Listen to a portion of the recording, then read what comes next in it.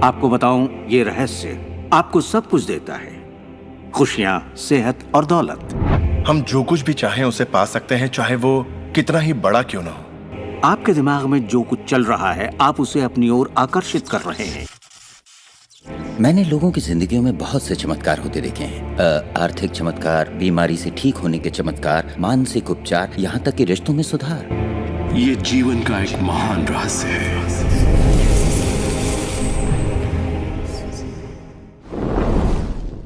कानून कशिश या law of attraction science के दूसरे लॉज यानी लॉ ऑफ ग्रेविटी या दूसरे उसूलों की तरह एक फितरी कानून का नाम है। ये वो उसूल है जो ये कहता है कि हम जो कुछ सोचते हैं और जो महसूस करते हैं वही हमारी ज़िंदगी में वाक़ होने लगती है। अगर हम पॉजिटिव सोचें, शुक्रगुजार रहें और दिल से मुमकिन यकीन रखें कि ये काम हो जाएगा, तो कायनात हमारी सोच को हकीकत में बदलने लगती है।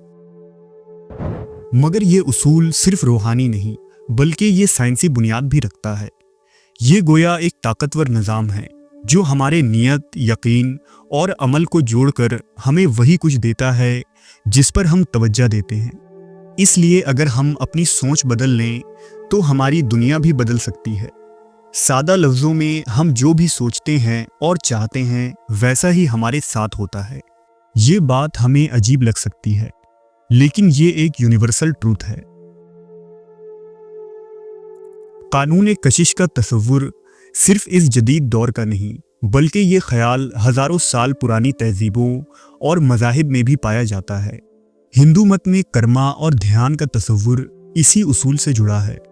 कदीम मिस्री, बाबिल और यूनानी फ़लसफ़े में भी अल्फाज और सोच के ज़रिया हकीकत को बदलने का यकीन और इंसान का इस कायनात से गहरा ताल्लुक़ इसी कानून कशिश को बयान करती है।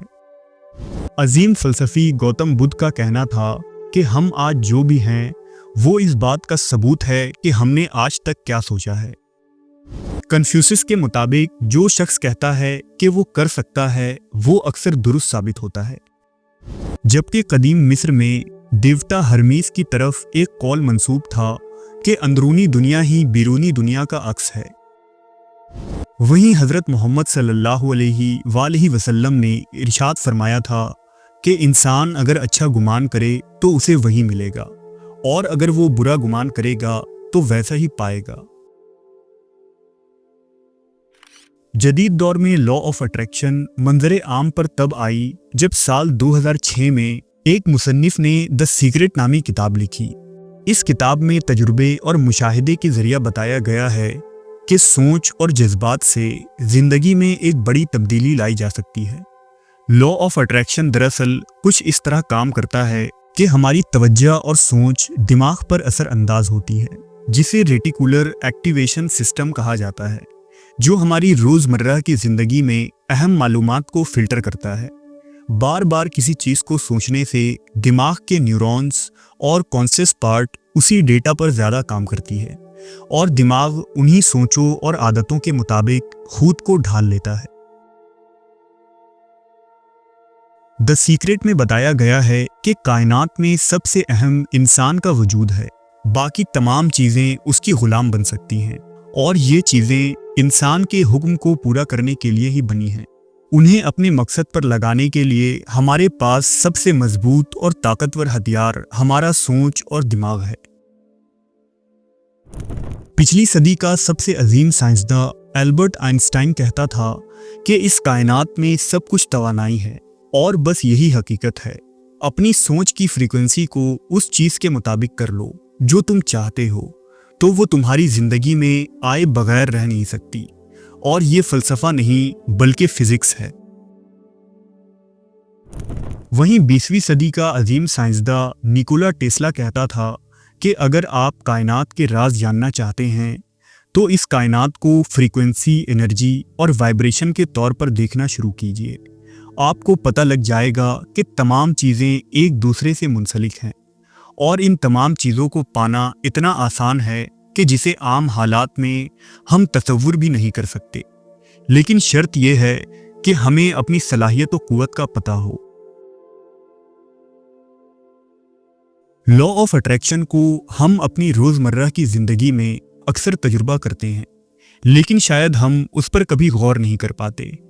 मसलन किसी सुबह हम ये सोचते या कहते हैं कि आज का दिन बुरा होगा, मुझे कुछ अच्छा नहीं लग रहा, तो अक्सर वाकई वो दिन बुरा गुजरता है। या फिर अगर हम बाजार जाएं और मन में बार बार ये सोचें कि काश वो चीज़ मुझे आज ऑफर में मिल जाए, तो मुमकिन है कि थोड़ी देर बाद वो चीज़ हमें वाकई मिल जाती है। या हम कभी अपने बचपन के किसी दोस्त के बारे में सोच रहे हों और वो अचानक सामने आ जाता है। या हम किसी को मैसेज भेजने का इरादा ही कर रहे होते हैं, उसी वक्त वो शख्स हमें मैसेज कर देता है। ये महज इत्तेफाक नहीं, बल्कि ये चीज़ें और वाक़यात एक ख़ास साइंसी उसूल के बिना पर वक़ू पज़ीर होती हैं, क्योंकि हमारा दिमाग एक मैग्नेट की तरह काम करता है और हम जो कुछ भी सोचते हैं दिमाग उसे हमारी तरफ खींचता है, जैसा कि एक मैग्नेट जो लोहे को अपनी तरफ अट्रैक्ट करता है, क्योंकि दोनों चीज़ों में आपसी खिंचाव के एलिमेंट्स मौजूद हैं।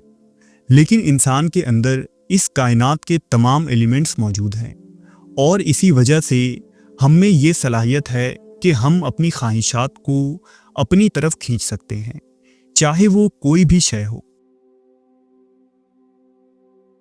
क्वांटम फिजिक्स के पहलू से अगर हम इस लॉ को समझने की कोशिश करें तो इस कायनात की हर शय, चांद, सूरज, सैयारे, दरख्त, पहाड़ और हम इंसान मुख्तलिफ एटम्स और मॉलिक्यूल्स से मिलकर बनते हैं। इन एटम्स के अंदर मौजूद प्रोटॉन्स को तोड़ने पर मज़ीद एनर्जी के दरवाजे खुलते हैं, जिसे हम स्टिंग थ्योरी का नाम देते हैं। इन स्टिंग्स में एनर्जी के ताकतवर फिलामेंट हरकत कर रहे होते हैं और दुनिया के हर शय के अंदर स्टिंग के ये फिलामेंट वाइब्रेट करते रहते हैं। सिर्फ यही नहीं, बल्कि दूर दराज कायनात में मौजूद गैलेक्सीज और सैयारों में जो एलिमेंट्स या स्टिंग हरकत कर रहे होते हैं, हम इंसानों के अंदर भी वही स्टिंग वाइब्रेट कर रही होती है। यानी कायनात की हर शय एक दूसरे से जुड़ी हुई है। अब जैसे हमारी सोच होगी और जैसा हम सोचेंगे, उन्हीं वाइब्रेशन से कायनात की दूसरी चीज़ें हमारी तरफ अट्रैक्ट होती हैं। दौर कदीम से ही मुफक्किर, फ़लसफ़ी और सूफिया को इस राज का पता था और वो इसका इस्तेमाल भी किया करते थे। मसलन मौलाना जलालुद्दीन रूमी लिखते हैं कि एक शख्स हर वक्त गम और मुसीबत का शिकार रहता था, यहाँ तक कि एक बुज़ुर्ग ने उससे कहा कि तुम अपनी बदकिस्मती को खुद ही पुकार रहे हो, अपने ख़यालात और अल्फाज को तब्दील करो और फिर देखो तुम्हारी दुनिया कैसे बदलती है। शेख अकबर मुहिउद्दीन इब्ने अरबी कहते थे कि जब इंसान खालिस दिल से किसी चीज़ की तलब करता है तो वो चीज़ खुद को उसकी हकीकत में जाहिर करने के लिए कायनात की कुव्वतों को हरकत में लाती है। इब्ने सीना के बकौल इंसानी अकल और सोच की ताकत लामहदूद है। तुम जो कुछ भी तसव्वुर करते हो वो तुम्हारे ज़िंदगी में हकीकत भी बन सकती है। वहीं मौलाना रूमी फरमाते हैं कि तुम जिस चीज़ की तलब करते हो वो तुम्हें भी तलाश कर रही होती है। इमाम गज़ाली भी कुव्वते कशिश के इस कानून के कायल थे।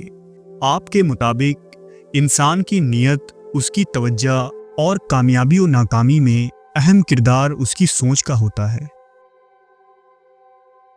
लॉ ऑफ अट्रैक्शन साइंस के किसी भी लॉ की तरह उसूल व ज़वाबित पर काम करती है, जिसके ज़रिया हम मश्क करके अपनी सोच को मजबूत बना सकते हैं और अपनी इमेजिनेशन को तब्दील करके अपनी ज़िंदगी में आने वाले हालात को भी बदल सकते हैं। यानी ये लॉ खालिस साइंसी और उसूली है। खुदा के इस लॉ को समझकर जो भी फ़ायदा उठाएगा, अल्लाह उन्हें ही तरक्की देगा। मज़ीद ये कि लॉ ऑफ अट्रैक्शन हमें कोई जादुई मंत्र पढ़ने या कोई तिलिस्माती अमल करने को नहीं कहता, बल्कि इस लॉ की टेक्निक हमें अल्लाह से अच्छा गुमान रखने में मदद देती है, क्योंकि इंसान हर वक्त नेगेटिव ही सोचता है। दरअसल अल्लाह तबारक व ताला ने इंसान के लिए दो तरह की तकदीरें बनाई हैं। एक तकदीर वो है जो अल्लाह ने हर इंसान के लिए मखसूस कर दी है, और दूसरी तकदीर का इख्तियार अल्लाह ने खुद हम इंसानों को दिया है कि वो अपनी अकल, सलाहियतों और दुनियावी उलूम का इस्तेमाल करके अपनी किस्मत बनाएं। लॉ ऑफ अट्रैक्शन उन्हीं दुनियावी उलूम में शुमार होता है कि कैसे एक इंसान मुस्बत सोच का इस्तेमाल करके और अल्लाह से अच्छा गुमान रखकर अपनी किस्मत को बदल सकता है। कानून कशिश का जिक्र इंजील में भी हुआ है। बाइबल के बुक ऑफ मार्क के बाब 11 के मुताबिक जब ईसा मसीह यरूशलेम में दाखिल होते हैं तो बैतुल मुकद्दस में कुछ लोग खरीदो फरोख्त कर रहे होते हैं। ईसा अलैहिस्सलाम उन पर गुस्सा होते हैं और फरमाते हैं कि क्या तुमने खुदा के घर को चोरों की गार में बदल दिया? फिर वो उन ताजिरों को वहां से निकालते हैं। उसके बाद वो अपने हवारियों को वाज करते हुए कहते हैं कि देखो, जब तुम दुआ मांगो तो इस बात का यकीन रखो कि वो तुम्हें मिलेगा और वो तुम्हें मिल जाएगा। पुराने पाक के अंदर भी अल्लाह तबारक व ताला बार बार अपने बंदों को उम्मीद और यकीन की तलकीन करते हैं। उम्मीद व यकीन इस बात की कि अल्लाह की मदद करीब है। उम्मीद व यकीन उस चीज़ पर कि यौम आखिरत को मानने वाले कामयाब होंगे। और इसी तरह की सैकड़ों आयात के अंदर यकीन व उम्मीद और मुस्बत सोच रखने की बात कही गई है। और ये पॉजिटिव थिंकिंग न सिर्फ आखिरत बल्कि दुनिया में भी इंसान की कामयाबी और कामरानी की ज़मानत है।